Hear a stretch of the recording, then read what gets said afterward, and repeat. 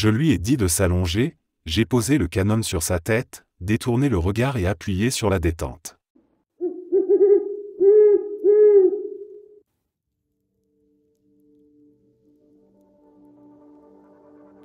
Au collège, j'avais fabriqué une pipe à fumer avec un morceau de tuyau en cuivre, juste pour m'amuser, sans réelle intention derrière.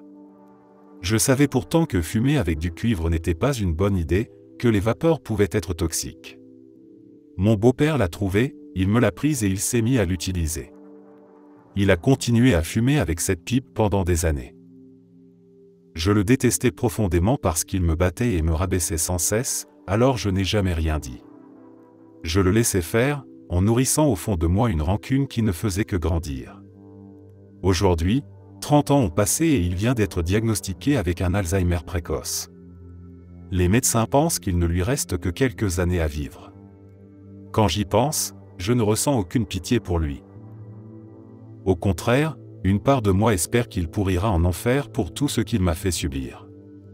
Je ne sais pas si cette pipe en cuivre a eu un rôle dans sa maladie, probablement que non, mais l'idée qu'elle ait pu contribuer à sa déchéance me donne un étrange sentiment de justice.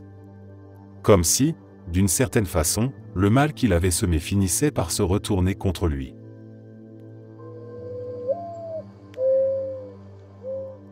Je suis le portrait craché de mon grand-père paternel. Mes deux parents sont presque une tête plus petits que moi, mais moi j'ai pratiquement la même taille que lui, la même carrure, la même présence. Quand ma mère est tombée gravement malade alors que j'étais enfant, c'est lui qui allait la voir à l'hôpital, chaque jour, et il restait des heures auprès d'elle. Des années plus tard, quand lui-même a vécu ses derniers mois, ma mère a fait la même chose, elle passait du temps auprès de lui comme si un lien invisible les unissait plus fort que tout. Après sa mort, nous avons découvert qu'il avait mené une double vie, qu'il entretenait une autre famille en secret depuis des années. Et quand je me suis mis à regarder de plus près les dates des déploiements militaires de mon père, tout devenait flou, incertain, comme si les timelines ne collaient pas vraiment.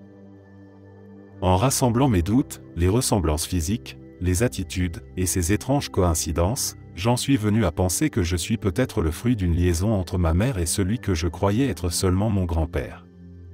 Plus j'y pense, plus cette idée semble plausible. Et le plus troublant dans tout ça, c'est que dans l'histoire de ma famille, déjà pleine de secrets, de mensonges et de zones d'ombre, cette révélation possible ne serait peut-être même pas la plus choquante.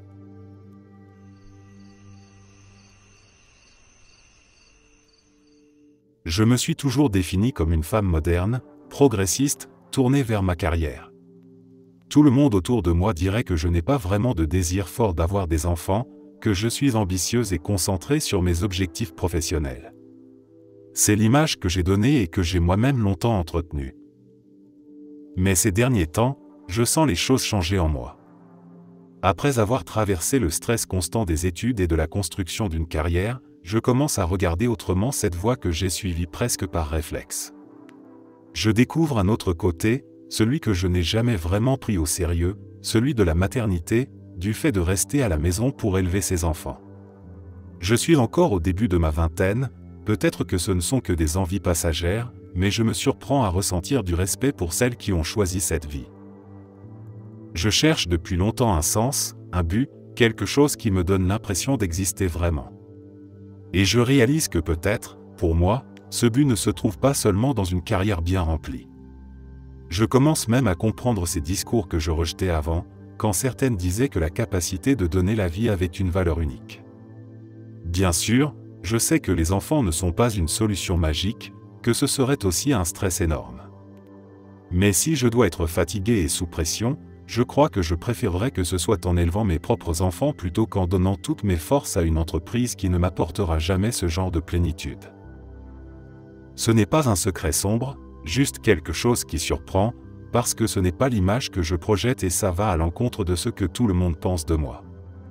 Mais au fond, je sens que mes envies évoluent, et c'est une part de moi que je n'ai encore partagée avec personne.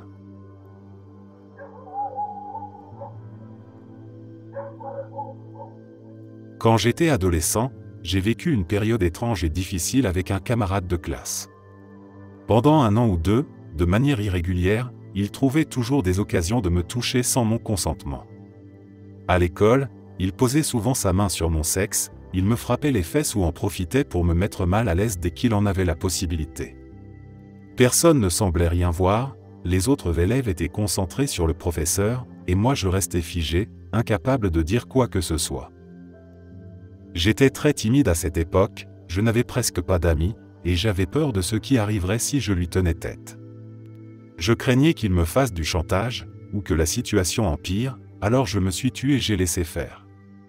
Il insistait souvent pour s'asseoir près de moi, et parfois, quand il me trouvait seul aux toilettes, il m'entraînait dans une cabine et me forçait à subir ses gestes. Heureusement, il n'est jamais allé plus loin, mais ces moments me laissaient toujours un sentiment de malaise et de solitude. Avec le temps, ce souvenir est devenu flou. Il ne m'a pas laissé de traumatisme profond, mais il reste comme une tache dans ma mémoire. Je me dis parfois que j'ai eu de la chance que cela n'aille pas plus loin, et je souhaite surtout que lui ait changé depuis. J'aimerais croire qu'il est devenu quelqu'un de différent, quelqu'un de meilleur. Paolo, si jamais tu tombes sur ces mots, sache que je n'attends pas d'excuses. Je n'ai pas envie de porter ce poids toute ma vie. Je te pardonne et je préfère avancer.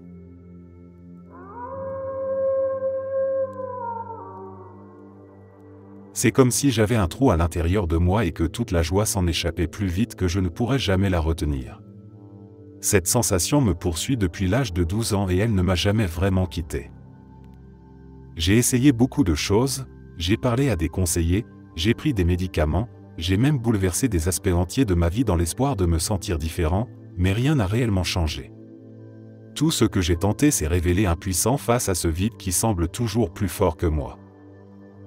Chaque matin, quand j'ouvre les yeux, je me retrouve devant ce choix silencieux, ce moment où je dois décider si je continue encore une fois. Je me dis simplement « pas aujourd'hui » et je me lève, parce que même si le poids est là, il y a quelque chose au fond de moi qui m'oblige à tenir un jour de plus. Et alors je me traîne dans ma journée, en espérant qu'un moment, même minuscule, suffira à me rappeler pourquoi je continue malgré tout.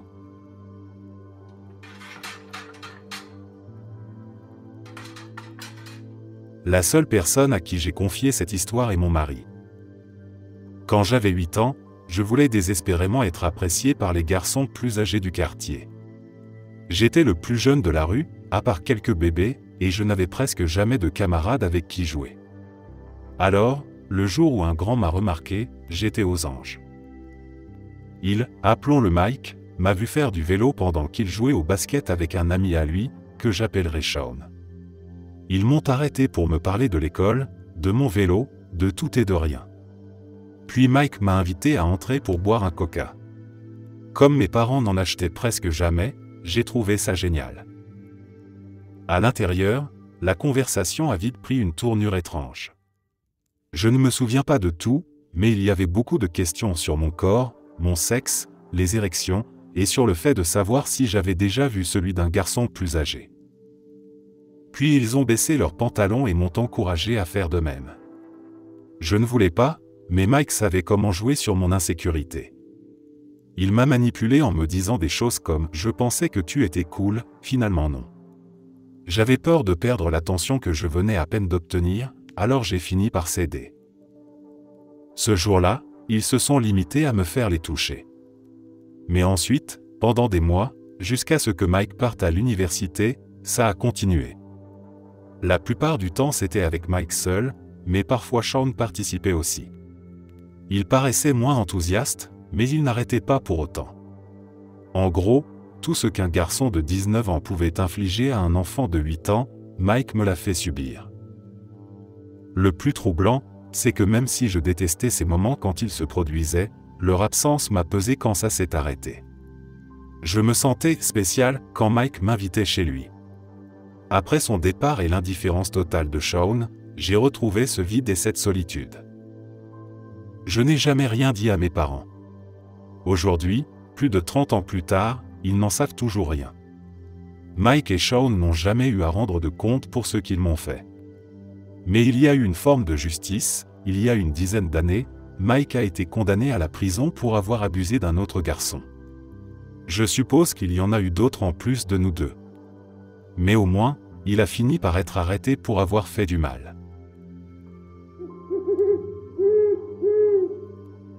Mon trouble de stress post-traumatique ne s'améliore pas. Chaque nuit, je fais les mêmes cauchemars de l'accident industriel que j'ai vécu. Je revois mon collègue, je le vois arracher son visage brûlé et cette image ne me quitte jamais.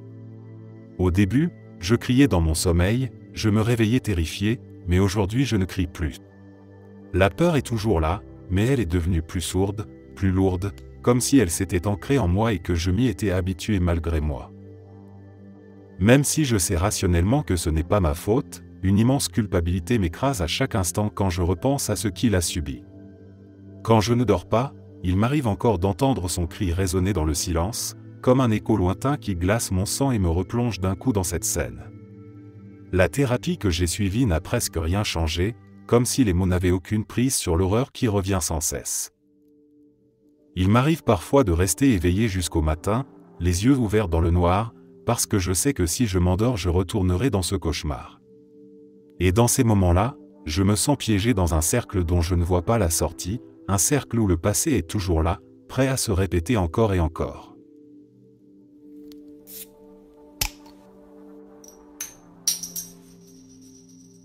Je fantasme souvent sur l'idée de vivre sur une grande propriété, d'y mettre des panneaux d'avertissement, puis de harceler ou même de menacer toute personne, ou leur fichu chien, qui s'y aventurerait sans mon autorisation.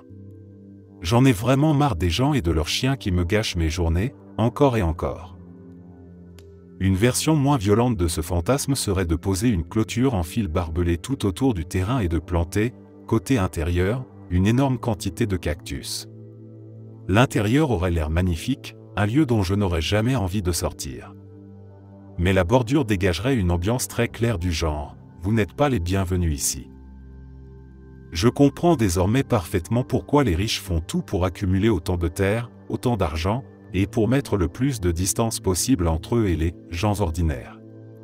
Parce que la plupart des gens ordinaires sont insupportables et rendent la vie, le travail et le partage d'un espace en ville pénible. Toujours dans le chemin, toujours à faire ou dire quelque chose de stupide, à abîmer ce qui est bien pour les autres, à faire du bruit inutile, du désordre, à être paresseux voire complètement inutile dans n'importe quelle situation, et surtout ennuyeux à mourir lorsqu'il faut leur adresser la parole. Et si je suis encore réveillé une fois de plus par un chien qui aboie, j'ai l'impression que dans ma tête je vais lui exploser la cervelle. Je désire désespérément la paix, la tranquillité et l'exclusivité, parce que vivre comme tout le monde est en train de me rendre fou. Je ne suis pas comme eux et j'ai l'impression que c'est une sorte de blague cosmique ou de punition que de devoir supporter leur monde. C'est mon fantasme ultime en ce moment. Mon Dieu, comme j'aimerais être riche.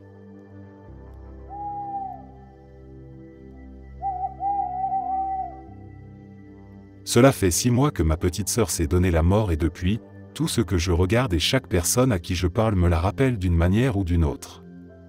Je traverse mes journées comme je peux, mais il n'y en a pas une seule où je n'éclate pas en sanglots, parfois seulement quelques minutes, parfois pendant des heures entières.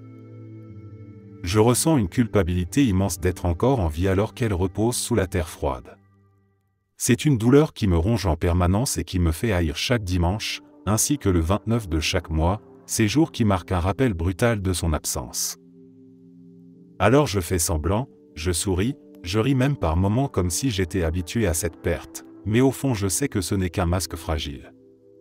À l'intérieur, je suis brisé et rien ne parvient vraiment à apaiser ce vide qu'elle a laissé derrière elle. J'essaie de me raccrocher à mes souvenirs, mais même ces instants heureux me ramènent à la réalité de son absence, et cela me fait encore plus mal.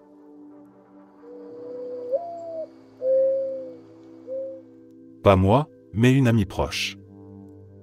Elle a fait un de ses tests ADN de type 23andMe pour en savoir un peu plus sur ses prédispositions génétiques. Quand elle a reçu les résultats, elle a vu qu'elle avait un parent éloigné qui vivait à New York. Elle a pensé que c'était sûrement un cousin lointain qu'elle n'avait jamais rencontré. Nous sommes toutes les deux d'origine sud-asiatique, et nos familles sont immenses. Quelques semaines plus tard, elle reçoit une demande d'amis sur Facebook d'un homme portant son nom de famille.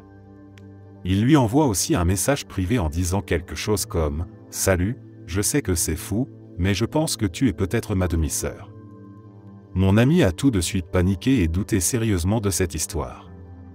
Elle a essayé de l'ignorer, mais l'homme et sa femme ont insisté en tentant de la contacter sur toutes les plateformes possibles. L'homme expliquait que lorsque le père de mon ami avait immigré dans les années 80, il avait eu une liaison avec une femme à New York. Apparemment, le père était parti s'installer dans un autre État avant même la naissance du garçon et n'a jamais su qu'il existait. L'homme cherchait aujourd'hui à confirmer qui était son père, d'où son recours au test ADN. En plus, il a donné des informations très précises et exactes sur le père de mon ami, ce qui nous a convaincus qu'il disait probablement la vérité. Quelques jours plus tard, j'ai réussi à convaincre mon ami de confronter son père en privé. Je ne sais pas ce qu'il s'est dit exactement, mais je sais qu'il a été totalement sous le choc et qu'il a quitté la maison familiale pendant un moment. C'était il y a quelques années. Aujourd'hui, tout semble revenu à la normale entre mon ami et sa famille. Mais je n'ose jamais en reparler.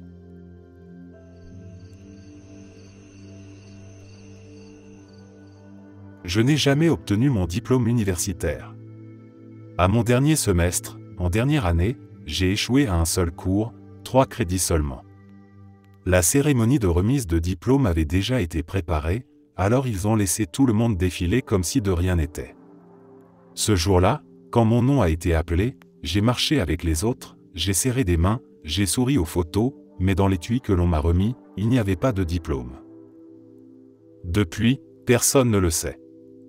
Cela fait maintenant 17 ans et tout le monde croit que j'ai bel et bien terminé mes études.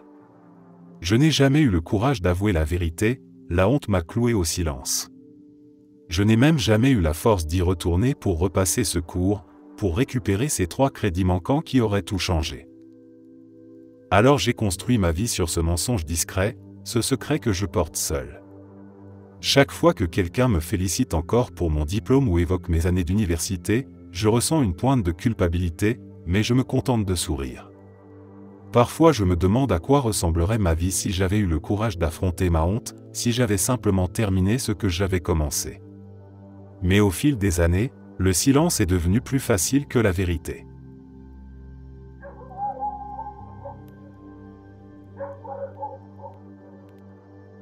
Je suis accro au meth et au sexe, et je suis gay. Avant, mon addiction se limitait aux rencontres et au sexe, mais quand la pandémie a commencé et que l'isolement social est arrivé, j'ai essayé le chemsex, plus précisément avec de la méthamphétamine. Mes amis et ma famille ne connaissent pas ma sexualité, encore moins ma lutte contre l'addiction. Pour eux, je suis quelqu'un de stable et équilibré, puisque je suis le soutien financier de la famille et que je suis plutôt responsable et fiable. Pendant ma période de dépendance, j'ai même réussi à obtenir un nouveau poste, une promotion et une augmentation. Personne ne se doutait de rien. À cause de mon addiction au chemsex, j'ai eu beaucoup de rapports à risque et j'ai attrapé toutes sortes d'IST. J'étais sous PrEP pour me protéger du VIH, mais j'ai tout de même eu la gonorrhée, la syphilis, la chlamydia, et le pire, des condylomes anaux. J'ai dû subir une opération pour les faire enlever, et je crois que ça a été l'un des pires moments de ma vie. J'ai dû aller au bloc opératoire seul. Je n'en ai parlé à personne et j'ai affronté la préparation et la convalescence entièrement par moi-même. Je pensais qu'après ça, j'allais changer. Mais même après l'opération, j'ai rechuté plusieurs fois. L'intervention a resserré mon canal anal, le médecin m'a dit que ce serait permanent, donc je ne peux plus avoir de relations sexuelles anales aujourd'hui. Une partie de moi regrette d'avoir subi cette opération sans savoir que ça pouvait arriver, mais une autre partie est soulagée, au moins, ça m'empêche désormais d'avoir des rapports à risque.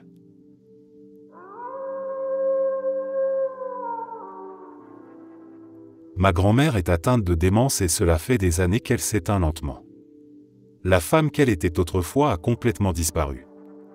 Mon grand-père refuse de l'admettre, il continue de lui parler comme si rien n'avait changé, il nous dit souvent qu'il croit qu'elle va mieux, qu'elle reprend des forces. Mais je le sais au fond de moi, il se voile la face. Elle ne rit plus, elle ne se souvient plus du nom de personne et elle peine même à avaler quelques bouchées. À mes yeux, elle est déjà partie. Ce qu'il reste d'elle n'est qu'une ombre, une coquille vide, alors que pour les autres elle est encore là, respirant, assise dans son fauteuil. Et c'est cette différence de perception qui me ronge, parce que moi je voudrais pouvoir la garder dans ma mémoire telle qu'elle était vraiment, avec ses histoires, son sourire, son énergie, et non cette image douloureuse qui s'impose chaque jour un peu plus. Parfois je me surprends à souhaiter que son corps s'éteigne enfin, non pas par cruauté mais pour qu'elle puisse reposer en paix, et pour que nous puissions nous aussi tourner une page. Je voudrais que mon grand-père arrête de se bercer d'illusions, qu'il arrête de se convaincre qu'elle va mieux, parce que plus le temps passe, plus sa douleur et son espoir irréaliste deviennent insupportables à regarder.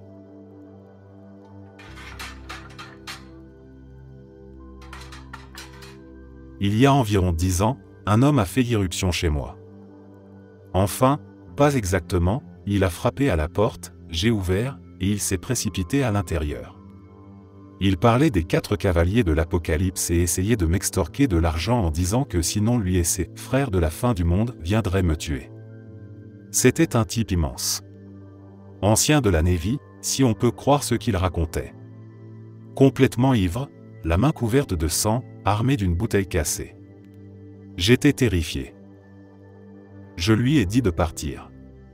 Il refusait et devenait de plus en plus agressif.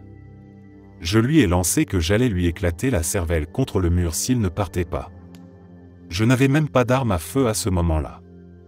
Comme il ne bougeait pas, je suis allé dans la cuisine, j'ai attrapé un couteau et je l'ai tailladé plusieurs fois. Il a titubé en repartant, apparemment encore en état de marcher. Je pensais qu'il s'en sortirait, juste un peu blessé. Je ne l'ai jamais revu.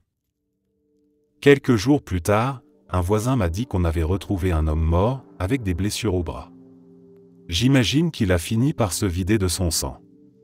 Je n'ai jamais été interrogé, d'une façon ou d'une autre. Pourtant, il y avait beaucoup de sang dans et autour de ma maison. Mais je vivais dans un quartier assez mal famé, alors j'imagine que la police s'en est désintéressée. D'après ce qu'on m'a dit, le type était un récidiviste. J'ai tué un homme, au moins indirectement, et je n'en ai jamais parlé à personne.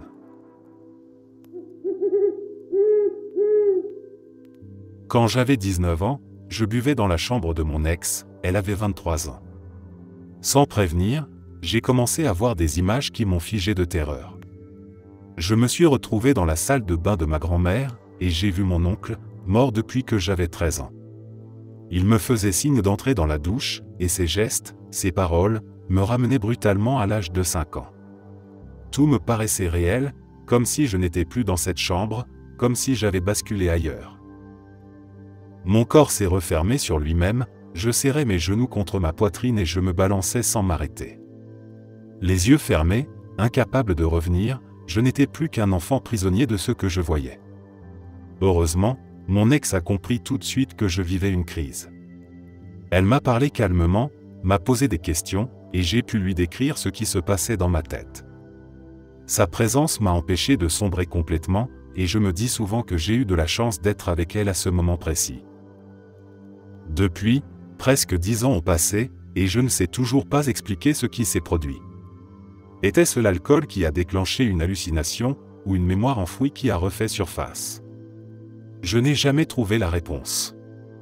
Tout ce que je sais, c'est que cette nuit a laissé une trace profonde en moi. Elle a ouvert une porte sur quelque chose d'incompréhensible, et cette image de mon oncle reste suspendue dans mon esprit comme une énigme qui refuse de disparaître.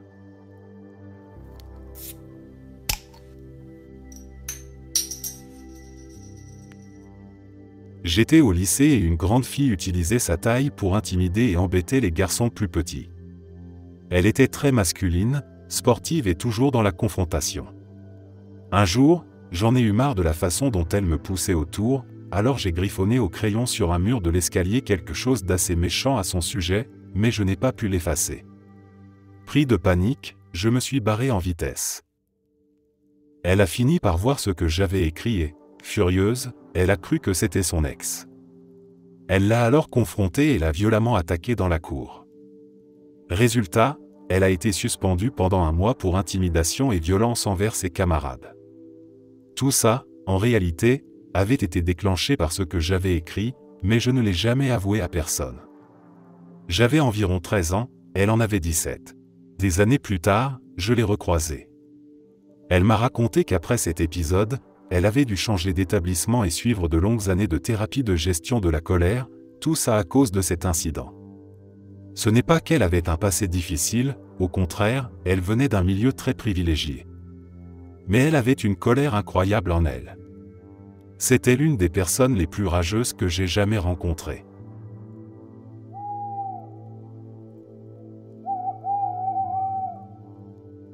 J'ai une vie secrète, une sorte de monde parallèle peuplé d'amis imaginaires. Tout a commencé quand j'étais à l'école primaire, presque comme un refuge, et depuis je n'ai jamais vraiment arrêté. Aujourd'hui, j'ai passé la cinquantaine, et ce monde est toujours là, vivant dans mon esprit, plus réel à mes yeux que bien des choses de ma vie quotidienne. Je préfère souvent m'y réfugier plutôt que de passer du temps avec ma famille ou mes amis. Dans ce monde, je me sens compris, entouré, libre d'être moi-même sans jugement ni contrainte. C'est comme une maison intérieure que j'ai construite année après année, pièce par pièce, personnage par personnage, et elle est devenue plus familière que le monde extérieur. Je n'en ai jamais parlé à mon psychiatre. Je crains qu'il pense que je perds pied avec la réalité, qu'il cherche à m'enfermer ou qu'il me donne des médicaments qui étoufferaient cette partie de moi. Rien que l'idée de perdre cet univers me terrifie, parce que je ne sais pas qui je serais sans lui.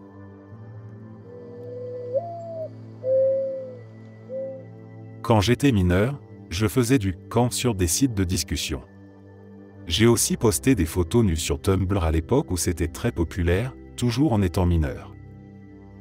Je ne réalisais pas que je diffusais de la pornographie juvénile de moi-même, et que j'alimentais des prédateurs malades sur Internet. J'étais assez prudent pour ne pas toujours montrer mon visage, mais je suis sûr qu'il doit quand même circuler quelque part.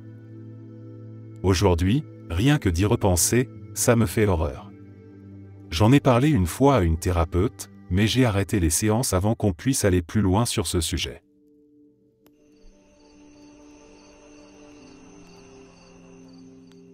Couper les ponts avec mon père a été la meilleure décision de ma vie. J'espère qu'au fond de lui, ça le ronge chaque jour de ne rien savoir de son seul enfant et de son unique petit enfant. Pendant des années, j'ai essayé de construire une relation avec lui, depuis mes 10 ans jusqu'à mes 18 ans. Entre mes 10 et 13 ans, il me répétait que j'aurais mieux fait de mourir quand j'étais tombé gravement malade en maternelle, parce que si j'étais mort, je n'aurais pas eu la possibilité de dénoncer ses mensonges et de ruiner son mariage avec ma mère. J'ai tenté à plusieurs reprises de me rapprocher de lui malgré tout, mais à chaque fois, ça échouait.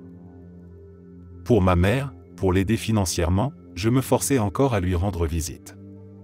Je restais parfois des mois, et à 14 ans il allait jusqu'à m'enfermer dans un placard pendant des heures.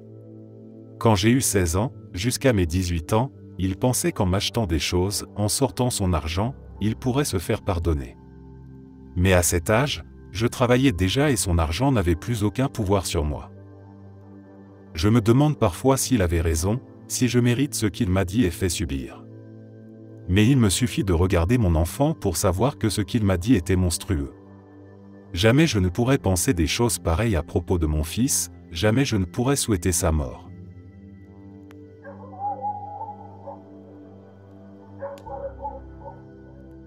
J'ai un fils. Personne ne le sait à part moi et la mère.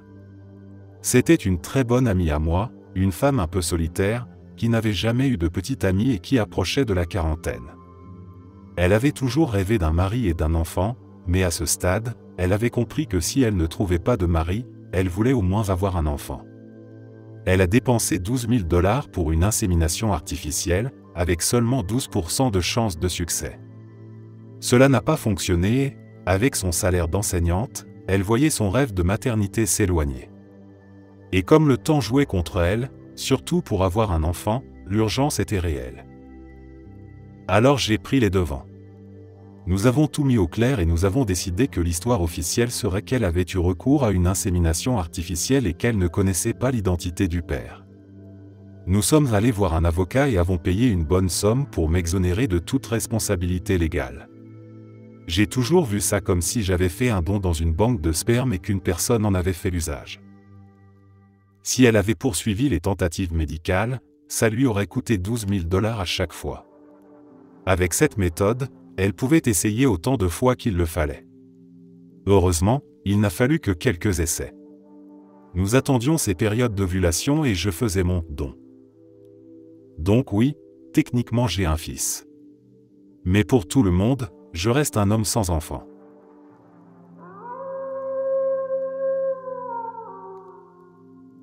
Je me sens perdu et terriblement seul, même lorsque je suis entouré d'amis. Ils me voient rire, plaisanter, partager des moments avec eux, mais derrière tout ça, il y a un vide que je n'arrive pas à combler. Le fait d'avoir été célibataire pratiquement toute ma vie me pèse de plus en plus avec les années, et chaque fois que le temps passe, ma confiance s'effrite un peu plus. J'ai l'impression que cela n'arrivera jamais, que je ne connaîtrai pas cette relation que tant de gens autour de moi considèrent comme normale. Quelques personnes savent ce que je ressens, mais la plupart ignorent complètement cette partie de moi.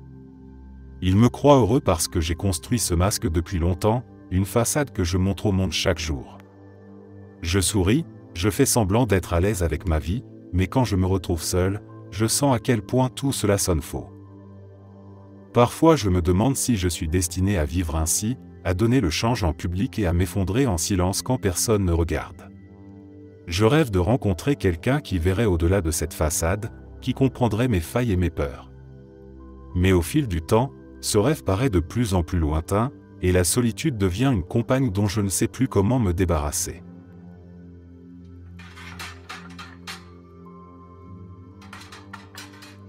Ce n'est pas mon secret, mais celui de ma mère. Et je ne le cache pas à tout le monde, seulement à la personne à qui cela aurait peut-être le plus d'importance. Quand ma mère était au lycée dans les années 60, elle avait un petit ami de longue date, Jimmy. Ils étaient les premiers amours l'un de l'autre, ensemble depuis des années, et ils prévoyaient de se marier. Lui est parti à l'université, elle est restée, mais ils continuaient leur relation. Tu devines la suite. Il l'a trompée et a mis une autre fille enceinte. Il est rentré pour annoncer la nouvelle à ma mère. À l'époque, l'avortement n'était pas légal. Il lui a expliqué qu'il voulait être avec elle, mais qu'il n'avait pas le choix et devait épouser l'autre fille. Ma mère a été dévastée. Voici le secret, ma mère était elle aussi enceinte de lui, mais elle ne le lui avait pas encore dit. Elle a décidé qu'elle ne lui dirait jamais. Jimmy a donc épousé l'autre fille sans savoir que ma mère attendait aussi un enfant de lui. Elle m'a confié qu'un jour, elle s'était volontairement jetée dans un escalier pour provoquer une fausse couche. Des décennies plus tard, au début de Facebook, ma mère a repris contact avec Jimmy. Elle n'avait pas de compte, alors elle m'a demandé d'utiliser le mien pour le retrouver. Il était toujours marié à la même femme. Ma mère, elle, était mariée à mon père. Ils ont échangé des messages pendant un certain temps, en passant par mon compte, ce qui était gênant, et ils signaient leurs lettres avec « Je t'aime ». Ma mère est décédée il y a plusieurs années. Et je pense souvent à ce secret que je détiens, que Jimmy ignore. Cet événement majeur de sa vie dont il n'a jamais eu connaissance et qui aurait pu changer le destin de beaucoup de personnes. Mais je ne lui dirai jamais. Ce n'est pas mon secret à révéler. L'an dernier à Noël, j'ai appris que ma sœur et moi n'avions pas le même père et qu'en réalité nous étions demi-sœurs. Sa naissance vient d'une relation que ma mère a eue dans les années 80 avec un homme qui a tenté de construire quelque chose avec elle, mais ça n'a pas fonctionné. Cette histoire s'est terminée avec une grossesse et un père biologique qui n'est plus en vie aujourd'hui. Je n'ai pas cherché à savoir davantage, ni son identité exacte ni les circonstances de sa mort, parce que je n'ai pas voulu rouvrir une plaie qui pourrait être douloureuse pour ma mère. Ma mère a donc élevé ma sœur seule, sous le toit de ma grand-mère, jusqu'à ce qu'elle rencontre mon père au début des années 90. Leur histoire a pris racine, ils se sont mariés, ont emménagé ensemble dans une nouvelle maison, et peu de temps après, je suis né. Pour moi, tout cela n'a toujours été qu'une continuité, une histoire familiale que je n'avais jamais questionnée avant qu'elle me révèle ce secret. Elle m'a demandé de ne jamais parler de demi-sœur, de toujours la considérer comme ma sœur à part entière, sans nuance. Elle m'a dit que ce qui s'était passé avant ne changeait rien à ce que nous sommes aujourd'hui. Et c'est exactement ce que je fais. Pour moi, elle est ma sœur, point final. Si un jour quelqu'un me demande pourquoi il y a 10 ans d'écart entre nous, je me contente de répondre que c'est une longue histoire, et je n'entre pas dans les détails. Ce secret, je le garde, parce que ce qui compte, ce n'est pas le sang qui nous relie, mais la vie que nous avons partagée et les liens que nous avons construits ensemble.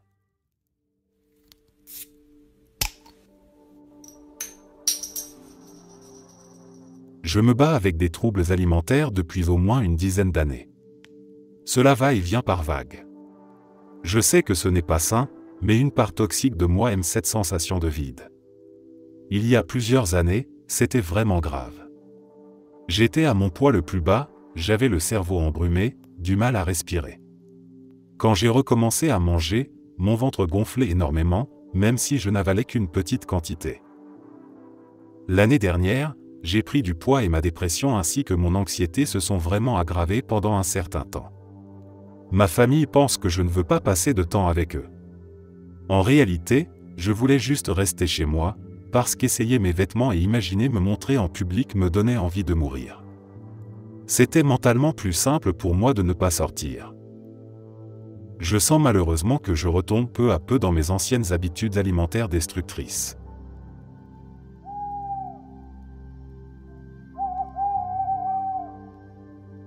J'invente souvent des mensonges sur ce que je fais le week-end. En réalité, je ne fais pas grand-chose, et ça me convient parfaitement. Mais chaque fois que les autres me demandent ce que j'ai prévu ou ce que j'ai fait, je n'ai jamais vraiment de réponse à donner. Alors je fabrique des histoires, je prétends être sorti, avoir vu des amis, parfois même être parti en voyage. Je mens aussi pour éviter les appels téléphoniques ou les invitations. Je dis que je suis occupé, que je suis ailleurs, alors qu'en vérité je suis simplement chez moi, tranquille. Ce n'est pas que je déteste les gens autour de moi, mais j'aime cette solitude, j'aime être laissé en paix, sans avoir à justifier ce que je fais de mon temps.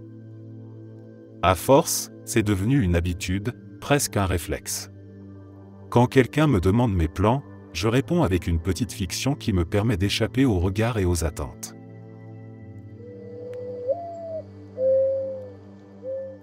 Ma femme, sa mère et moi avons acheté une maison il y a environ 2 ans.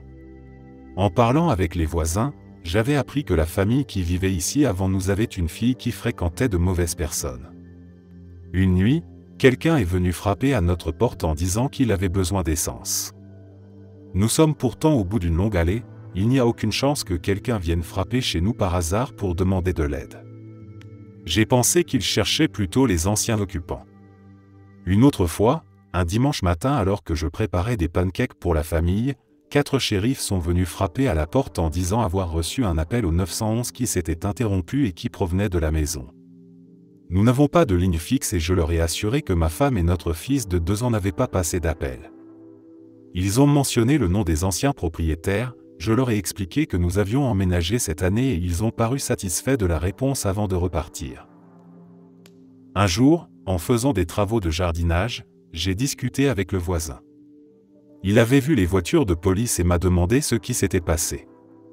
Je lui ai raconté la situation et il m'a simplement répondu « Ah oui, cette famille avait des histoires louches, les flics étaient sûrement prudents à cause de la fusillade. » « Quelle fusillade ? Ai-je demandé, complètement surpris. Il m'a alors regardé avec un air triste et inquiet avant de dire « La fusillade dans ta maison. » J'étais stupéfait. Il m'a ensuite expliqué qu'environ 2 ans plus tôt, le père de famille avait confronté sa fille et son petit ami qu'il n'approuvait pas, et qu'il avait tiré sur le garçon et l'avait tué dans la maison. Dans notre État, il n'y a pas de loi obligeant à révéler ce genre de choses, donc nous n'en savions rien. J'étais abasourdi, mais tout ce qui s'était passé prenait soudain plus de sens. Le voisin m'a raconté que les amis de la victime avaient un temps terrorisé la famille parce que la police tardait à porter des accusations, pneus crevés, feux d'artifice en pleine nuit, chose bizarre que tout le quartier détestait.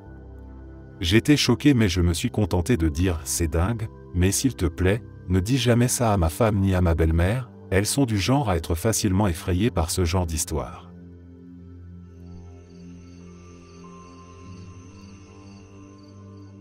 Ce n'est pas vraiment un secret sombre, c'est juste une tristesse que je porte.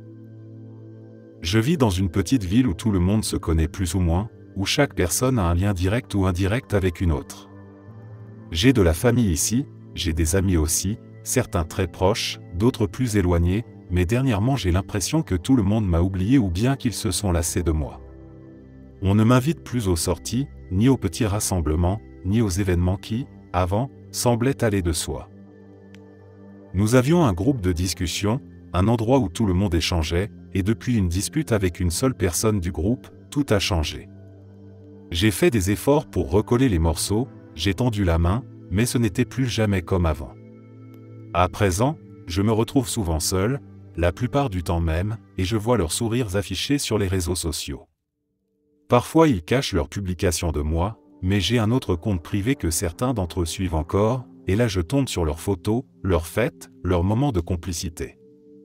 C'est comme une preuve qu'ils veulent m'écarter, mais qu'ils ne prennent même pas la peine de l'assumer franchement. Ça me fait mal parce que je croyais qu'ils étaient mes amis, je croyais que ces liens valaient quelque chose. Alors pourquoi se donner la peine de me cacher leur bonheur?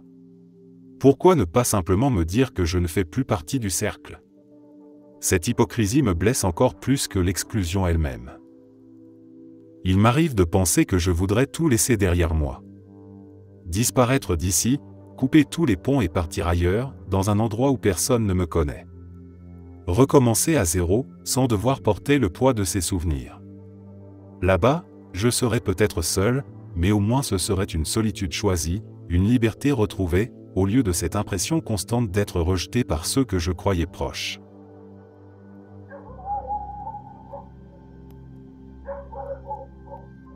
Au lycée, j'étais un élève modèle. Toujours des notes excellentes, j'adorais faire mes devoirs, je ne cherchais jamais les ennuis et je restais incroyablement discret en classe.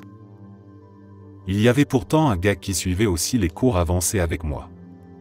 Il était bruyant, agaçant, et faisait toujours des bêtises d'une manière qui lui permettait de garder une certaine marge de déni plausible. On n'a jamais parlé, je ne suis même pas sûr qu'il savait que j'existais, mais il m'agaçait profondément. Peut-être à cause de ce jour glacé où une fille de la classe avait oublié son pull et où ses tétons apparaissaient à travers son t-shirt, et lui ne cessait de répéter avec un sourire « Ouah, il fait froid, hein ?» Peut-être aussi à cause du fait qu'il faisait semblant d'être ami avec un garçon clairement sur le spectre, qui voulait tellement avoir des amis qu'il faisait ses devoirs pour lui, et que le lendemain ce même garçon se faisait harceler par lui. Je ne sais pas. Alors, de temps en temps, parfois une fois par semaine, parfois une fois par mois ou même seulement tous les 2 ou 3 mois, je me mettais à siffler. C'était un sifflement très aigu, comme celui d'une bouilloire, que je pouvais faire sans presque bouger la bouche. À l'époque, personne à l'école ne savait que je pouvais faire ça, à part ma famille. Et à chaque fois, c'était le garçon insupportable qui se faisait accuser et punir. On n'a jamais soupçonné que c'était moi.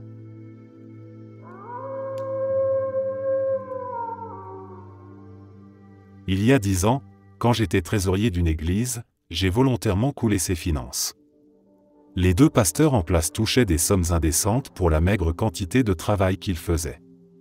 Chaque mois, près de 5 000 $ disparaissaient dans des dépenses injustifiables, des aides distribuées sans contrôle, et surtout un refus total d'écouter les décisions du conseil. L'un des pasteurs donnait de l'argent à des personnes contre l'avis de tous, et personne au sein du conseil n'avait le courage d'endosser le rôle du méchant pour mettre un terme à tout cela. Techniquement, il n'enfreignait aucune loi, mais c'était moralement écœurant. Alors, j'ai choisi de devenir l'élément qui ferait tout exploser. J'ai trafiqué les comptes de façon subtile, en laissant paraître des erreurs comptables qui allaient mettre l'Église à genoux. Aux yeux de la majorité, je suis celui qui a commis des bourdes, celui qui a presque détruit la communauté. Beaucoup me haïssent encore aujourd'hui pour ça. Mais il y a une poignée de personnes, celles qui savent la vérité, qui me respectent profondément parce qu'elles ont compris que je l'avais fait pour exposer l'hypocrisie et la corruption de ces pasteurs. Eux ne pouvaient rien faire contre moi, parce qu'ils savaient très bien que si les autorités s'en mêlaient, je sortirais toutes les preuves, et alors leur carrière, leur famille et leur réputation seraient pulvérisées. J'ai agi en pleine conscience, et je n'ai jamais eu le moindre regret. Depuis, ma vie professionnelle a pris un tournant brillant. J'ai construit une carrière stable, respectée, et je me dis parfois que cette épreuve a été un tremplin. Elle a forgé en moi une conviction, parfois, pour faire tomber un système pourri, il faut accepter d'endosser le rôle du traître aux yeux de la majorité. Et moi, je suis en paix avec ce choix.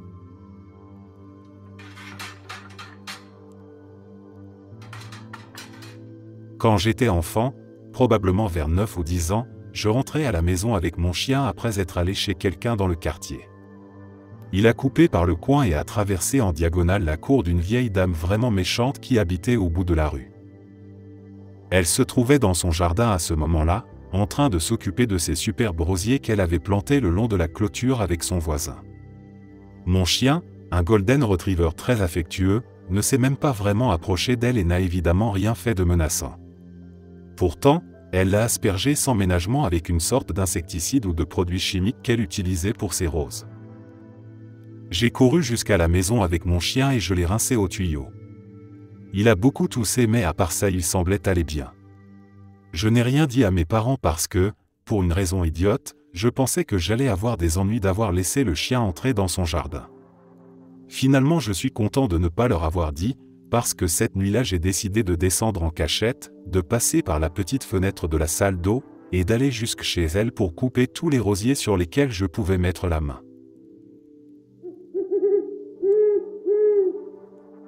Les 4 dernières années ont été un cauchemar pour moi.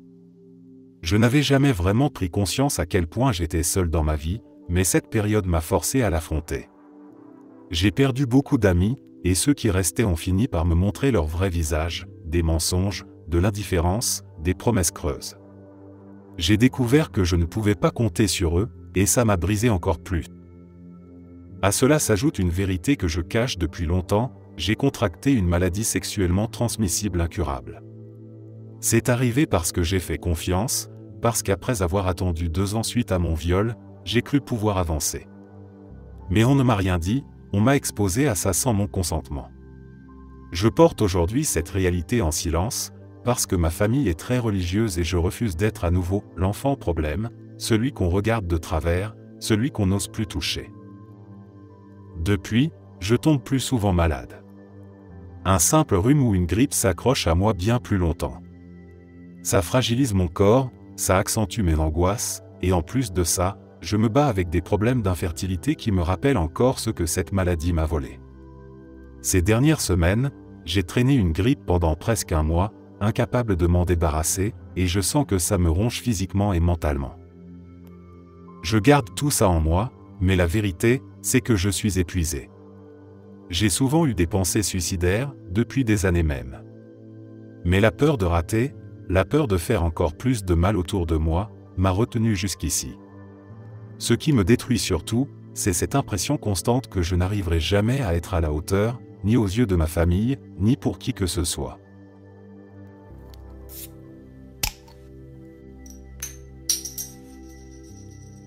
Quand j'étais plus jeune, je vivais avec ma grand-mère. Peu de temps après mes 18 ans, sa santé a commencé à décliner, ce genre de déclin où l'on sait qu'elle ne sera plus là encore bien longtemps.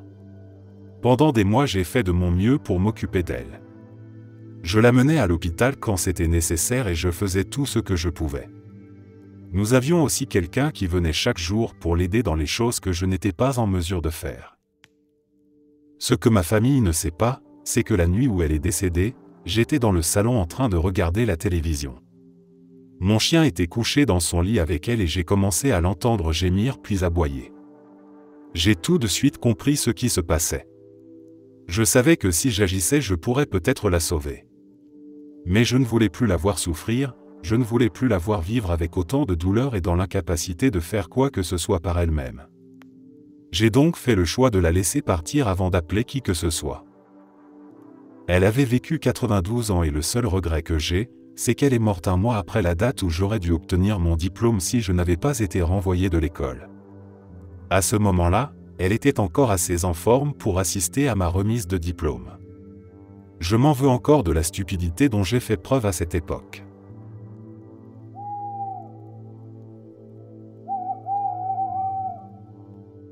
Je me suis fait attraper par la police en train d'avoir des rapports dans une voiture, sur une route presque déserte au milieu de nulle part.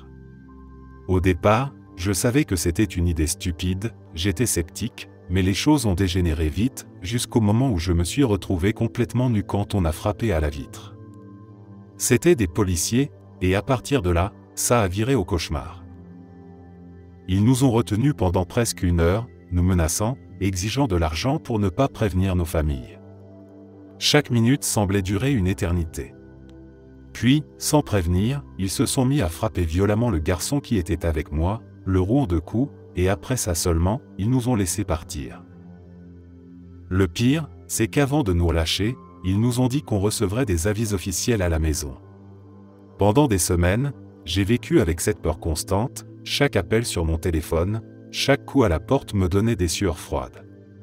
Je n'arrivais plus à dormir, toujours persuadé que ma famille allait découvrir ce qui s'était passé ou que je finirais par payer bien plus cher encore. Depuis, j'ai juré que plus jamais je ne prendrais de risques pareils juste pour une poussée d'adrénaline ou une envie d'aventure. Ce qui m'a semblé excitant sur le moment s'est transformé en un souvenir traumatisant, un rappel brutal que certaines erreurs peuvent laisser des cicatrices bien plus profondes que prévu.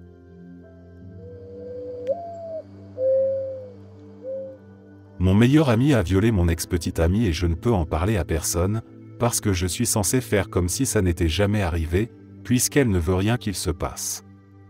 Le type ne sait même pas que je suis au courant. Il fréquente exactement les mêmes endroits que moi et nous avons tous les mêmes amis, alors pour éviter les conflits j'ai décidé de laisser tomber avant que ça ne dégénère. Du coup, j'ai pratiquement arrêté d'aller dans les endroits où je pourrais le croiser, et ça me gâche la vie parce que je ne vois presque plus mes amis. Je suis vraiment déçu par lui et encore plus déçu de garder tout ça pour moi. Mon ex n'a aucune raison d'inventer une telle chose. Elle n'avait rien à gagner à m'en parler. Nous ne sommes même plus proches, mais après ce qu'il lui a fait, il l'aurait soi-disant blâmé en me mettant en cause, et il lui aurait jeté ça au visage. Je n'étais même pas présent mais c'est évident que quelque chose clochait. Je ne pense pas à moi dans cette histoire, ce qui me bouleverse vraiment c'est qu'il ait pu faire du mal à quelqu'un dont il prétendait être l'ami. Je m'en ficherais s'ils avaient simplement flirté, ça ne m'aurait pas dérangé, mais il a fait semblant d'être son ami pour ensuite la piéger et l'agresser. Je ne sais pas d'où vient toute cette animosité, mais apparemment ce n'est pas la première fois qu'il a des problèmes avec des femmes. Personne n'est prêt à en parler, mais je sens bien que ce n'est pas seulement une question entre elle et lui, qu'il y a peut-être d'autres victimes qui ne se sont pas manifestées. Je n'ai pas peur de faire quelque chose, je veux juste ce qu'il y a de mieux pour tout le monde avant que quelqu'un d'autre ne soit blessé.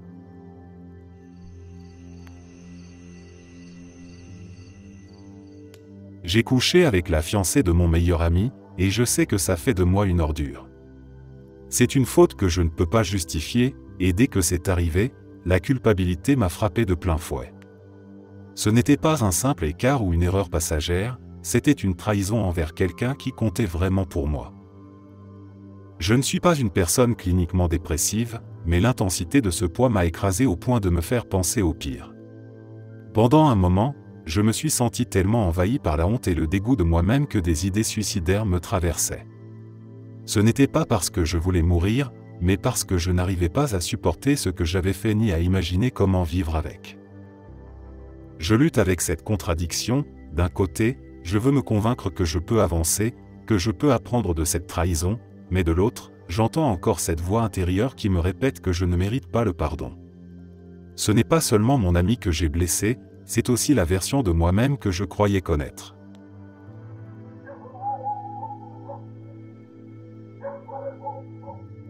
Je me sens terriblement seul. À un point où je pleure parfois jusqu'à m'endormir. Dans mon groupe d'amis, on m'a inconsciemment désigné comme le souffre-douleur, et je travaille dans un service client où je me fais régulièrement rabaisser. Entre le travail et mes amis, la plupart de mon temps se résume à entendre uniquement des commentaires négatifs, y compris ceux que je me fais à moi-même. Ma vie amoureuse s'est effondrée. Tous les hommes à qui je dis bonjour ne veulent rien avoir à faire avec moi, et je n'ai même jamais l'occasion de savoir pourquoi. Ça alimente ma haine de moi-même.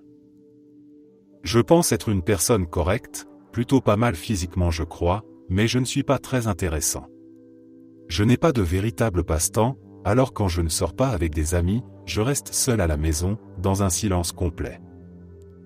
Ce qui fait mal, c'est que même les moments où je suis avec d'autres, où j'essaie de me nourrir de leur énergie pour échapper à mes propres pensées, ce sont aussi les moments où j'entends les autres se moquer de moi, souvent sur les mêmes choses qui me détruisent intérieurement. Tout ce que je dis est décortiqué et transformé en insulte ou en blague à mes dépens. On me fait souvent sentir que je suis stupide, ou bien qu'on me réduit au rôle du bouffon. Parfois je joue le jeu parce que j'ai besoin du rire, mais parfois je deviens mélancolique, et là encore on me le reproche. Je ne peux pas vraiment en parler, parce que nous avions une ancienne amie qui a quitté le groupe dans des circonstances semblables, même si elle avait aussi fait quelque chose de vraiment horrible. Elle était très sensible, et toute remarque ressemblant à une plainte de sa part serait accueillie par de l'hostilité et des comparaisons avec elle, ce qui serait extrêmement négatif pour moi. Même si j'ai des amis, dont certains tiennent réellement à moi et veulent ce qu'il y a de mieux pour moi, je me sens isolé. Je n'ai pas ce lien spécial avec quelqu'un. J'aimerais être amoureux, ou au moins avoir un meilleur ami qui aime passer du temps avec moi régulièrement. Tous mes autres amis ont soit un partenaire, soit ce meilleur ami avec qui ils font tout. Moi, je ne suis jamais cette personne-là. Je ne suis jamais la personne favorite avec qui sortir ou à qui parler. Certains jours, j'ai l'impression qu'on ne m'invite que pour la blague, pas parce que ma présence apporte quelque chose de positif. Je ne suis pas suicidaire, je n'ai aucune envie de me faire du mal ni de faire du mal aux autres. Je suis juste seul. J'aimerais simplement avoir quelqu'un pour me tenir compagnie, parce que je sens que je m'éloigne des seules personnes que j'ai dans ma vie et je ne veux pas passer le reste de mon existence seul dans mon appartement à parler tout seul. Je veux juste sentir que ma présence et ma compagnie sont précieuses pour quelqu'un.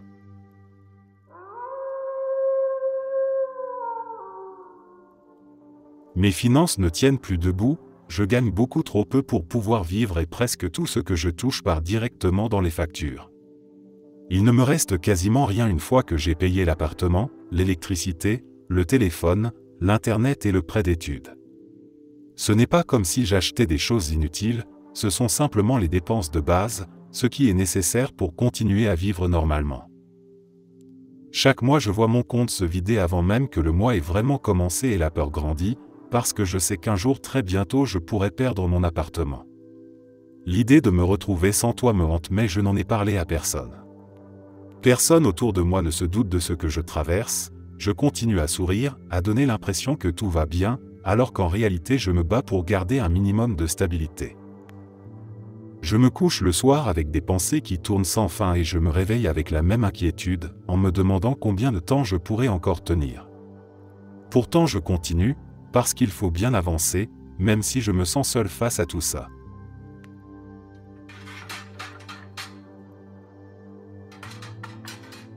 D'abord, je précise que je ne suis pas un danger pour moi-même ni pour les autres, et cela ne changera pas. Mais au-delà de ça, je me sens plutôt à bout de vie. Je souffre de douleurs chroniques depuis presque 4 ans maintenant, une sciatique sévère, et je suis suffisamment handicapé pour qu'il soit impossible de travailler, mais pas assez pour bénéficier d'une aide au-delà de ce que couvre l'assurance maladie provinciale. Comme je viens à l'origine des États-Unis, je sais bien à quel point c'est précieux d'avoir accès à des soins de santé qui ne me ruinent pas. J'aime ma femme et mes filles. Je veux être là pour leurs moments importants, leurs bons jours, leurs mauvais jours, et en fait chaque jour. J'arrive encore à faire la plupart des courses et de la cuisine, et j'aime leur préparer de bons repas. Mais je n'ai plus de désir pour moi-même, à part celui de ne pas leur être un fardeau. C'est mon objectif, améliorer leur quotidien autant que je le peux. Au fil des années, j'ai lentement abandonné et mis de côté toutes mes envies et mes ambitions personnelles. Je n'arrive plus à lire de livres. Je ne peux même pas regarder de films ou de séries nouvelles pour moi, dans bien des cas. J'ai envie de les voir, mais je n'arrive pas à me lancer. Il faudrait que je sois attentif, et c'est tellement difficile. La volonté de me concentrer vraiment se fait rare, de plus en plus rare. Alors, la plupart du temps, je re-regarde des choses que j'ai déjà vues. Ou j'écoute les mêmes groupes et les mêmes chansons que depuis des années. De temps en temps, je m'offre quelque chose de nouveau, mais le soir, en général, ma femme et moi regardons quelque chose de nouveau ensemble. Je garde mon énergie et mon attention pour ce moment-là, afin de profiter de ce temps avec elle. Le reste de la journée, je me contente d'exister. Ce serait déchirant pour elle de savoir que je ressens ça. S'il y avait une solution, je la prendrais. Mais tout ce qui pouvait être tenté a déjà été fait. Ma condition est dégénérative, donc cela ne fera qu'empirer. Mais j'ai encore du temps, et je compte bien l'utiliser pour être un atout dans la maison, et non un poids. C'est déjà assez dur de ne pas pouvoir ramener un salaire depuis des années, mais il y a encore des manières d'aider, et je le fais. J'ai été témoin du suicide de mon fiancé l'année dernière et après ça j'ai quitté mon état pour recommencer une nouvelle vie ailleurs. Depuis, j'ai trouvé un nouveau travail et j'ai rencontré de nouvelles personnes, et à chaque fois mes collègues, mes clients ou même mes amis disent que je suis comme un rayon de soleil, que je rends chaque pièce plus lumineuse quand j'y entre. Mais en réalité je me sens complètement vide à l'intérieur, comme si plus rien n'existait vraiment en moi. Je fais le choix de sourire, de donner l'impression que tout va bien, parce que c'est plus simple que d'expliquer ce que je porte en moi, mais cette façade me fatigue. Parfois je leur en veux de ne pas remarquer à quel point je suis brisé, comme si mon mal-être était invisible ou sans importance. Ils ne voient qu'un masque, alors qu'en dessous il ne reste que du silence, de la douleur et une solitude qui ne me quittent jamais.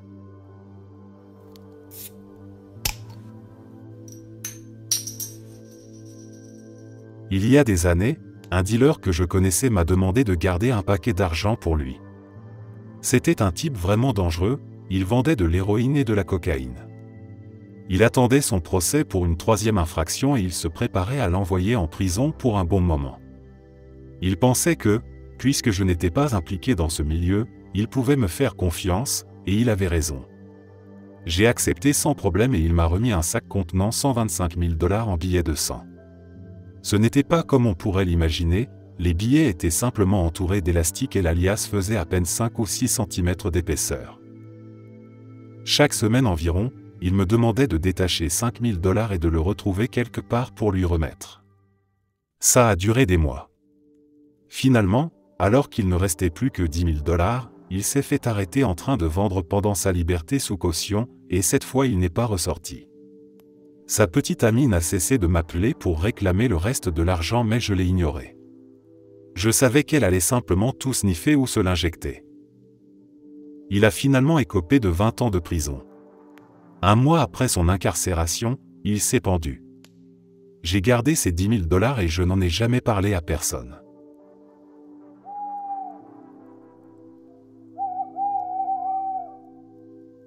Quand j'avais 16 ans, j'ai commencé à discuter avec un héroïnomane rencontré en ligne et ensemble nous avons élaboré un plan pour que je mette fin à mes jours. L'accord était simple et sinistre, il devait m'aider à me tuer avec de l'héroïne et en échange il aurait récupéré mes quelques objets de valeur avant de jeter mon corps dans une benne. À cet âge-là, je vivais dans une petite ville tranquille où il ne se passait jamais rien, tandis que lui habitait une grande ville. Par hasard, mon école devait organiser un voyage là-bas et c'était l'occasion parfaite pour mettre ce plan en marche. Je me souviens de l'obsession que j'avais à ce moment-là, j'attendais ce voyage comme une délivrance et je pensais à chaque détail. Nous avions convenu que je disparaîtrais discrètement pendant la sortie, que je rejoindrais ce garçon et qu'ensuite tout serait fini. Dans mon esprit tout semblait réglé, c'était comme si j'avais trouvé une sortie à un labyrinthe sans fin. Mais au dernier moment il a reculé. Il n'a pas eu le courage d'aller jusqu'au bout et il a cessé de répondre à mes messages, comme s'il n'avait jamais existé. J'ai attendu son appel, j'ai cherché une trace de lui, puis le silence s'est imposé.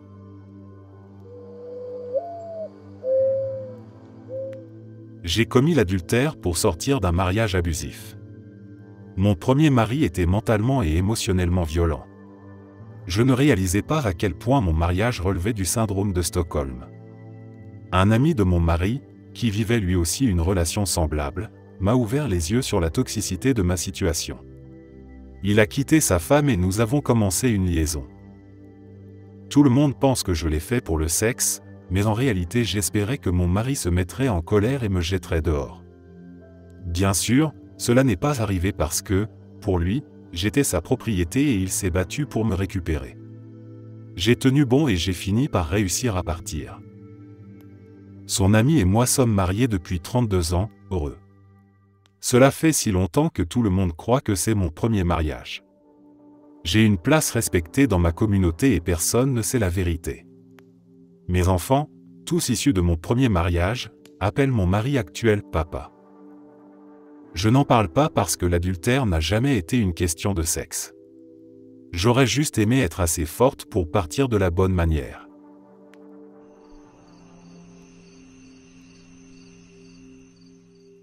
Après la fin de ma relation qui avait duré 11 ans, je me suis retrouvé dans un état de détresse profonde. Je n'avais plus de repères et j'ai fini par m'engager dans une histoire avec un professeur marié, un homme 2 fois plus âgé que moi et que je considérais avant tout comme un ami. Sa femme a fini par découvrir ce qui se passait et tout s'est transformé en désastre. J'ai toujours été la fille sage, celle qui fait ce qu'il faut, qui suit les règles et qui reste loin des histoires compliquées. Alors cette aventure était complètement à l'opposé de ce que j'ai toujours été. Il m'a raconté beaucoup de choses, il m'a convaincu avec ses paroles et j'ai cru en lui, sans me rendre compte à quel point tout cela reposait sur des mensonges. Je me suis laissé entraîner parce que j'étais vulnérable et en quête d'un peu de réconfort, et au lieu de me protéger, j'ai pris une décision qui m'a laissé avec un sentiment de honte et de naïveté.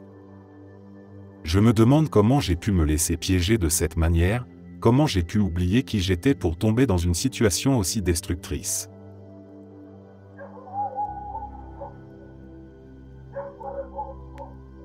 Ma fille n'est pas biologiquement la mienne. Je suis avec la même femme depuis 2011. En 2018, j'ai rechuté très fort et elle m'a quitté. Je me suis repris en main, j'ai complètement changé de vie et nous nous sommes remis ensemble. Elle est tombée enceinte. Nous avions déjà eu 4 fausses couches, alors j'ai pris ça comme une bénédiction.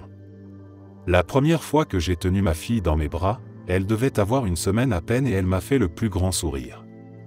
Elle ne souriait que pour moi et à ce moment-là je suis devenu papa. Je l'aime, c'est elle qui me garde sobre et qui me pousse à me battre de toutes mes forces chaque jour. Son vrai père, apparemment, est un accro aux méthamphétamines et a fait du mal à beaucoup de gens. Nous vivons toujours dans le même état, à moins de 80 km de lui, et il n'a aucune idée que je suis dans la vie de ma fille. Ça devient effrayant et je n'arrive pas à convaincre ma femme de vouloir déménager rapidement. Ma fille a presque 4 ans, bientôt elle dira mon nom et comprendra que je suis son papa.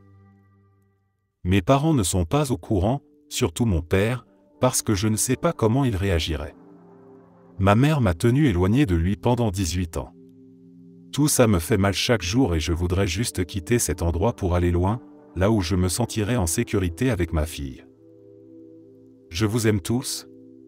Je n'ai rien dit à personne, même pas à mes amis. Je travaille dans le bâtiment, ici dans le fin fond du Sud, et élever un enfant qui n'est pas le sien est considéré comme un des plus grands tabous. Oui, parfois ça me fait me sentir comme un faible, mais rien n'a plus d'importance pour moi que ma fille.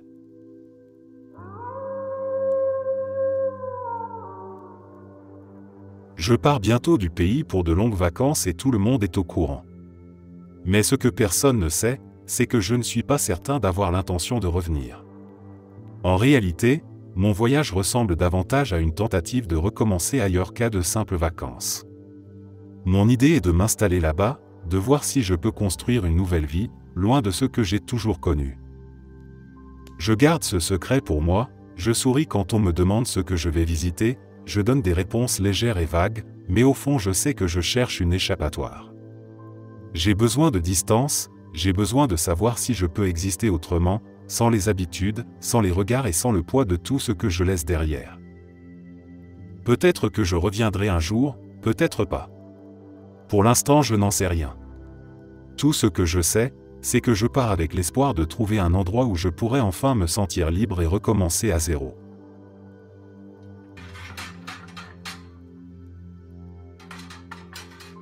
La première partie n'est pas vraiment sombre, mais quand j'étais enfant, vers 9 ans, mon cousin qui avait 12 ans à l'époque s'embrassait avec moi. Je ne savais pas trop ce que ça voulait dire à cet âge-là et je pensais que j'aurais des ennuis si j'en parlais. Pour une raison ou une autre, environ 6 années se sont écoulées avant que je le revoie et cela n'a jamais été évoqué. Jamais mentionné. Il semblait être une personne totalement différente. Parfois, je me demande même si cela s'est réellement produit. Ma mémoire n'est pas très fiable et c'était il y a si longtemps, maintenant que j'ai la vingtaine. Quelques années plus tard, j'ai appris qu'il était mort il y a quelque temps en nettoyant une arme. Il s'est tiré dessus accidentellement.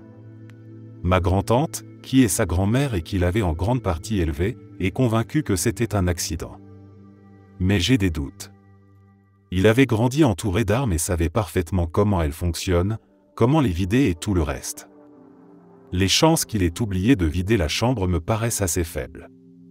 Je sais aussi qu'il souffrait de dépression et de lésions cérébrales à la suite d'un accident de voiture survenu 1 an auparavant. Mais je ne dirai jamais rien de tout cela à ma tante. Je pense que cela lui briserait le cœur.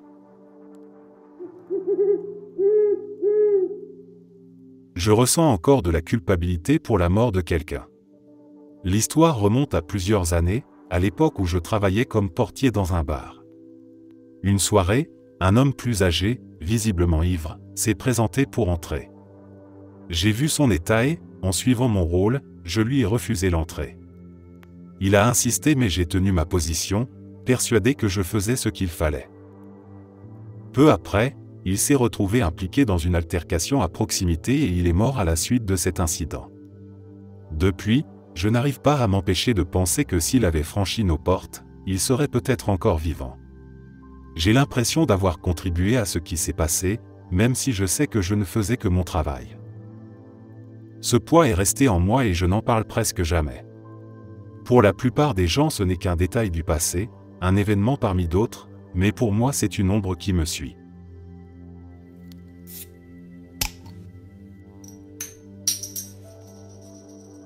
Un jour, j'ai reçu une fellation d'une fille trans.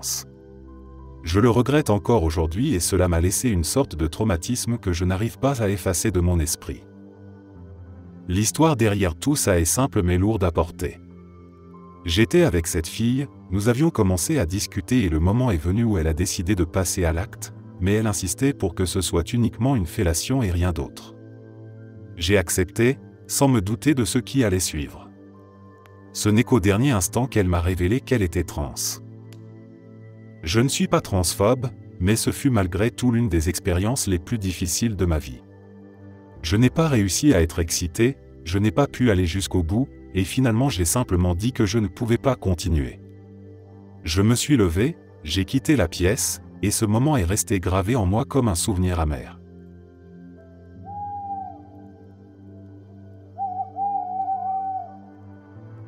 Mon fils unique, qui a 23 ans, souffre de schizophrénie. Le diagnostic est tombé il y a 1 an et demi et depuis, il a atteint une certaine stabilité grâce au traitement. Mais cette stabilité a un revers douloureux, car elle lui permet de prendre conscience du chemin qui l'attend, et cette lucidité est dévastatrice pour lui. Je ne suis plus marié à son père, mais nous avons réussi à garder une relation solide pour notre fils et nous faisons tout ce qui est en notre pouvoir pour l'entourer, pour qu'il ne se sente jamais seul face à cette épreuve. Malgré tous nos efforts, une pensée sombre m'accompagne. Si un jour mon fils décidait d'aller au bout de ses idées suicidaires, une partie de moi comprendrait. Je sais que cela me détruirait, que son père et moi serions anéantis à jamais, mais je comprendrais parce que ce serait pour lui la fin de sa souffrance. J'aime mon fils plus que tout, il est ma lumière et ma raison de continuer, mais parfois je me demande si nous serons un jour capables de lui offrir la paix qu'il mérite. Ni les médicaments, ni ses parents, ni même l'environnement le plus rassurant ne semblent suffire à apaiser complètement ce qu'il vit. Et c'est peut-être la pire douleur que puisse ressentir un parent, savoir que l'amour que l'on donne ne peut pas toujours sauver son enfant.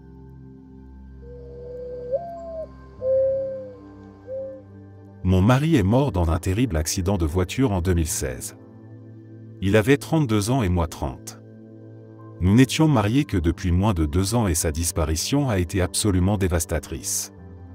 Pourtant, avec le recul, je sais que nous nous étions précipités dans ce mariage et que le temps que nous avons partagé ensemble était souvent tumultueux, loin de l'image parfaite d'un couple solide.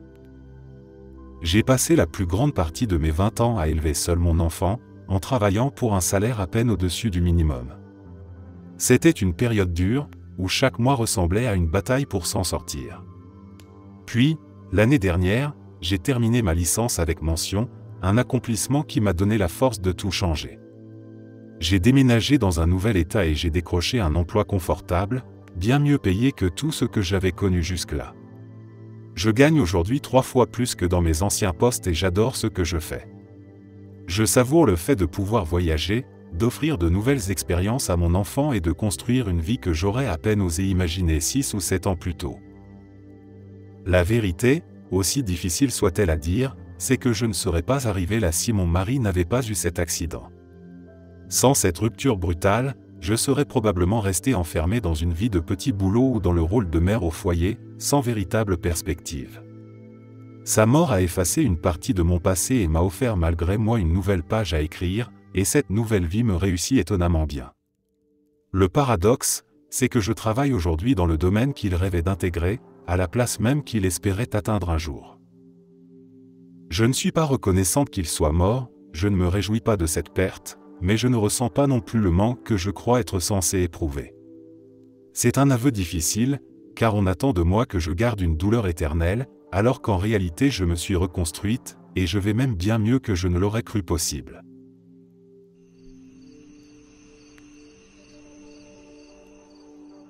Je sais où se trouve mon amie disparue. Elle s'est enfuie il y a 2 ans et depuis ce jour sa famille continue de la chercher sans relâche. Pendant longtemps je n'ai eu aucune nouvelle non plus, jusqu'à ce qu'un message inattendu arrive sur mon téléphone après une année entière de silence.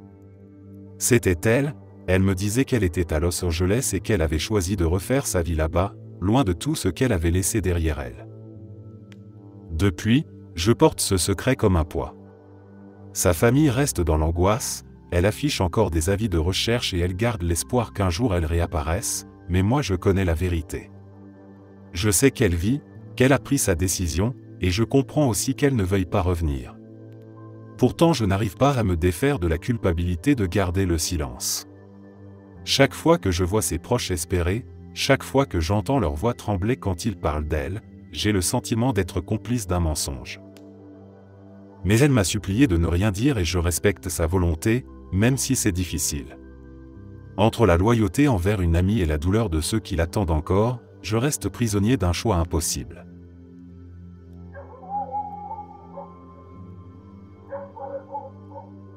Mon secret le plus sombre est que, lorsque je me trouve avec des gens, je commence à penser à la façon dont je pourrais les couper de ma vie.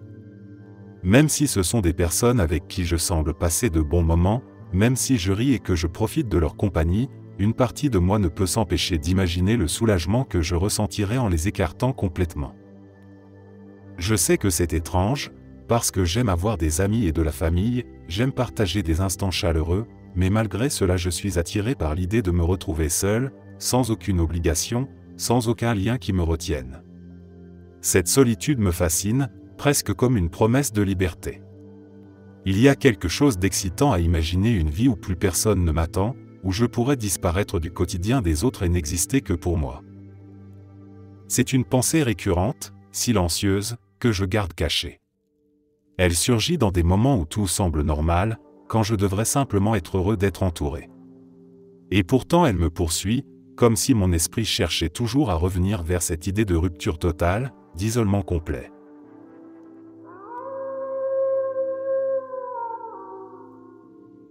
J'étais victime de chantage de la part de mon voisin âgé.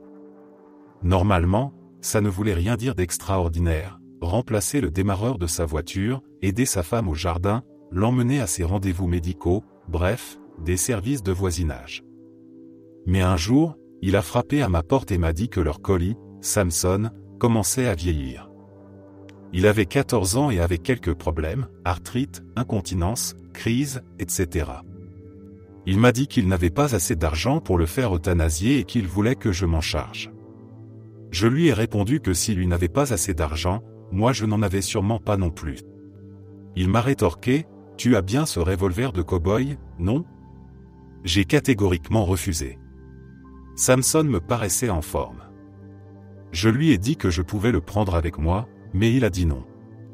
Selon lui, Samson avait eu une belle et longue vie, et il ne voulait pas qu'il passe ses derniers jours à souffrir. Quand j'ai refusé de lui tirer dessus, il m'a demandé, « Est-ce que je ne t'ai pas rendu service en gardant ton secret ces derniers mois ?» Je ne demande pas grand-chose, juste un peu de miséricorde pour Samson. J'ai fini par accepter à contre-cœur. Le dimanche suivant, pendant que lui et sa femme étaient à l'église, je suis allé chercher Samson. On est monté dans ma Renault et on a fait une longue balade. Je lui ai acheté une glace, un hamburger et des nuggets chez McDonald's. Je l'ai emmené à la plage, il a nagé, on a joué à rapporter 2 bâtons, et c'était comme s'il redevenait un chiot. J'ai pensé à l'abandonner là, en me disant qu'une gentille famille le trouverait peut-être, mais finalement on est remonté en voiture et je l'ai conduit dans une forêt à une vingtaine de minutes. On a marché environ 1 kilomètre et je me suis dit que ça suffisait. C'est là que je dois préciser que je n'étais pas chasseur, je ne connaissais rien à l'anatomie d'un chien, et je n'en avais jamais eu. Je lui ai dit de s'allonger, j'ai posé le canon sur sa tête, détourné le regard et appuyé sur la détente. J'ai raté, enfin, à moitié. Je l'avais mutilé. Et je n'avais pris qu'une seule balle, laissant le reste dans la voiture. J'ai dû l'achever à coups de crosse. Mon intention était de l'enterrer, mais j'étais tellement bouleversé que je l'ai laissé là. Quand je suis rentré, il faisait nuit. Je suis allé directement me coucher. Le lendemain matin, j'ai trouvé un message sur mon répondeur. La femme du vieux me demandait si j'avais vu Samson et de venir les voir si c'était le cas. Je suis allé frapper chez eux, le rond a ouvert. Je lui ai parlé du message. Il m'a demandé si j'avais réglé le problème, j'ai dit oui, la gorge serrée. Il a posé ses mains sur mes épaules et m'a servi son discours sur le fait que c'était mieux ainsi, que Samson avait eu une belle vie et qu'il ne souffrait plus. J'ai acquiescé et je lui ai demandé à nouveau pour le message. Il m'a dit qu'il n'avait rien dit à sa femme et ne comptait pas le faire, préférant qu'elle garde l'espoir qu'il était encore quelque part. J'ai trouvé ça immonde, mais je n'ai rien dit. Quelques jours plus tard, je suis tombé sur elle en rentrant du travail. Elle m'a demandé si j'avais reçu son message. J'ai répondu oui, mais que je n'avais pas vu Samson. Elle m'a dit qu'elle et sa petite fille passaient leur journée à chercher partout en ville. J'ai demandé si Laurent aidait aux recherches. Elle a éclaté de rire, lui. Ah. Je crois qu'il est content qu'il ait disparu. Il n'a jamais aimé les chiens, il déteste les poils partout. J'ai tenté, je suis sûr qu'il avait malgré tout un faible pour lui. Elle a rétorqué, il veut s'en débarrasser depuis que je l'ai pris, quand on a emménagé ici. Or, j'habitais là depuis 2 ans, et j'étais persuadé qu'il ne vivait pas là depuis beaucoup plus longtemps que moi. Quelque chose clochait. Alors j'ai menti, les chiens de mes grands-parents, quand ils vieillissaient, avaient tendance à s'égarer. Peut-être que Samson s'est simplement perdu. Elle a répondu, peut-être, mais il n'a que 5 ans et il a toujours eu l'esprit vif. J'ai eu la nausée. J'ai compris que Samson n'était pas un vieux chien en fin de vie qui vivait un dernier moment de joie. Il était probablement toujours comme ça, plein d'énergie. Laurent m'avait manipulé pour tuer le chien de sa femme, l'un des animaux les plus gentils et les plus confiants que j'ai jamais vus, juste parce qu'il ne l'aimait pas. J'étais pris de vertige, submergé par la rage. Elle a dû le remarquer, parce qu'elle m'a demandé si ça allait. J'ai dit que je sentais une migraine arriver et que j'allais rentrer me coucher. Je ne lui ai jamais dit la vérité. Et je n'ai plus jamais adressé la parole à Laurent. Merci d'être resté jusqu'à la fin. N'oubliez pas d'aimer la vidéo, de vous abonner et de partager vos propres histoires en commentaire. On se retrouve demain à la même heure devant ce feu.